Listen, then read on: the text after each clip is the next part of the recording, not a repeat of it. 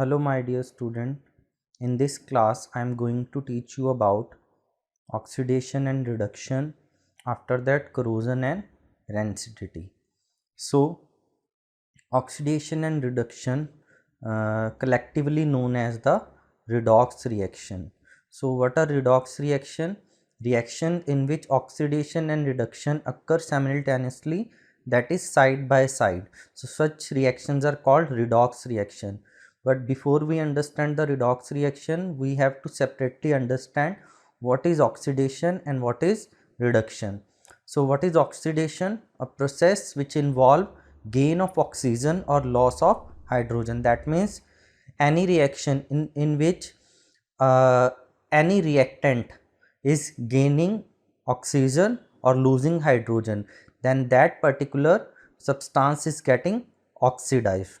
Similarly, reduction, a process in which involve gain of hydrogen or loss of oxygen. That means a reaction in which a substance is either gaining hydrogen or losing oxygen. So that particular substance is said to be getting reduced. So now we will try to understand this with the activity 1.11. So heat a china dish containing 1 gram copper powder. So you can see here we have taken some copper powder in this china dish. Okay, we will heat it. It is brown in color when we are going to heat it. So when we heat it, it will react with the oxygen that is present in the air. So when it react with oxygen, it will form copper oxide, CuO. Copper oxide, you can see valency of copper is 2 positive, oxide it is O2 negative. So it will form CuO. So this is copper oxide, and copper oxide is black in color. So our this powder, copper powder, it will become black in color. Here you can see that it is copper, and after the reaction it has gained the oxygen, CuO. So copper is getting oxidized because it is gaining the oxygen, and here O2, here oxygens are 2, but after the reaction there is only 1 oxygen in that particular compound. Don't look at this 2, we are talking about the compound. In compound there is only 1 oxygen. So oxygen has lose 1 electron, oxygen has lose 1 oxygen atom. So O2 is getting reduced. Okay, so O2 is getting reduced here. Now you can see here the surface of the copper powder become coated with the black copper oxide. Okay, it will get a black color coating here. Why has this black substance formed? Why? Due to the formation of copper oxide. This is because oxygen is added to copper and copper oxide is formed. Now we can reverse this reaction. How? If the hydrogen gas is passed over this heated material. Now if we pass the hydrogen over this material, what will happen? This is CuO, copper oxide, which is black in color. Now we will pass hydrogen over it and heat it. Then what will happen? Copper oxide will react with hydrogen and it will form copper plus water. Now this black color substance will again get converted into brown color copper, and hydrogen, it will be converted into H2O. So here you can see that copper oxide, it is copper oxide, and after the reaction it is copper.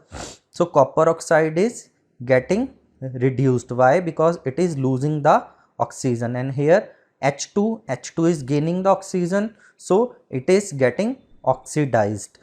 Always remember, they can ask you two more thing in this type question. Also you have to remember, whether they are asking you the substance oxidized or reduced, you will always take that from the reactant side. Okay, always the reactant side substances get oxidized or reduced, never the product side. That you have to remember here. Now they can also ask you about the oxidizing agent and reducing agent.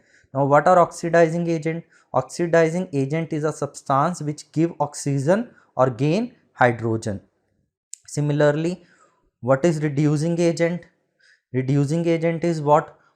Is a substance which give hydrogen or gain oxygen. So this is little complicated to learn. So you can remember that if a substance is getting oxidized, so that will react as a reducing agent. So here copper is getting oxidized, so it will act as a reducing agent, and here oxygen is getting reduced, so it will act as an oxidizing agent. Similarly, here copper oxide is getting reduced, so it is an oxidizing agent, and here the hydrogen is getting oxidized, so it is acting as a reducing agent. So in this way you can find out which substance is getting oxidized, which substance is getting reduced, what is oxidizing agent, what is reducing agent, so that you can find from just looking at the reaction. Let's read it. If the hydrogen gas is passed over heated material copper oxide, the black coating on the surface turns brown as the reverse reaction take place. Here we started with brown, then it convert to black, then we pass the hydrogen and again it will convert from black to brown. So here reverse reaction is taking place. So if a substance gain oxygen during a reaction, it is said to be oxidized. Either it is gaining oxygen or losing hydrogen. In both the cases it will be getting oxidized. If a substance lose oxygen or gain hydrogen, then it is said to be reduced. So here you can see copper oxide is losing oxygen and being reduced. Here copper oxide is losing oxygen and it is getting reduced. The hydrogen is gaining the oxygen, it is gaining the oxygen and converting to water, so it is getting oxidized because it is gaining the oxygen. In other word, one reactant get oxidized while the other get reduced during a reaction. That means in this particular reaction both the oxidation and reduction are taking place simultaneously at one time. So such reactions are called oxidation reduction reaction, or they are also known as the redox reaction. Okay, now we have the different types of the redox reaction. Now we will talk about the type 1, in which we will talk about gain of oxygen and loss of oxygen. That means the reduction and the oxidation both will take place through gain or loss of oxygen. Here you can see that copper oxide when react with hydrogen it form copper plus water. So what is happening here, hydrogen is gaining the oxygen, so it is getting oxidized. As it is getting oxidized, so it will act as a reducing agent. Here the copper oxide it is losing the oxygen, so it will getting reduced. As it is getting reduced, so it will act as an oxidizing agent. Here the both oxidation and reduction reaction are taking place by gain or loss of oxygen. So this is our type 1 reaction. The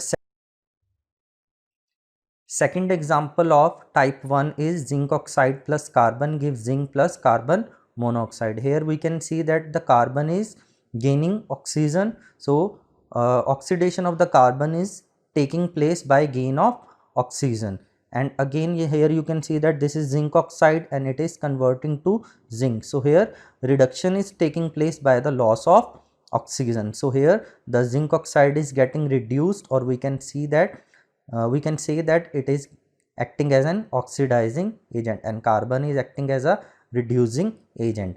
Now the type 2 redox reaction is gain or loss of hydrogen and oxygen. Here either gain of hydrogen or loss of oxygen will take place, or loss of hydrogen or gain of oxygen will take place. One of that thing will happen. So here you can see that MnO2, which is manganese oxide, plus HCl give MnCl2 plus 2H2O plus Cl2. So here you can see that this HCl after the reaction it is forming Cl2. So here HCl, which is your hydrochloric acid, it is getting oxidized by the loss of hydrogen.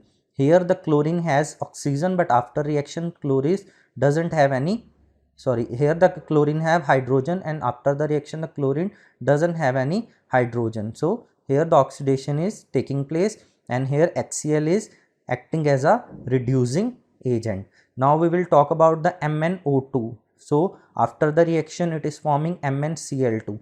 So here the reduction is taking place by the loss of oxygen. You can see here the oxygen atoms are present and after the reaction the oxygen atoms are lost. That means here the reduction is taking place by the loss of oxygen. So as it is getting reduced, so MnO2 will react as an oxidizing agent and HCl will react as a reducing agent. Now the type 3 of the Redox reaction is gain or loss of hydrogen. That means this reaction will take place by both gain and loss of only hydrogen.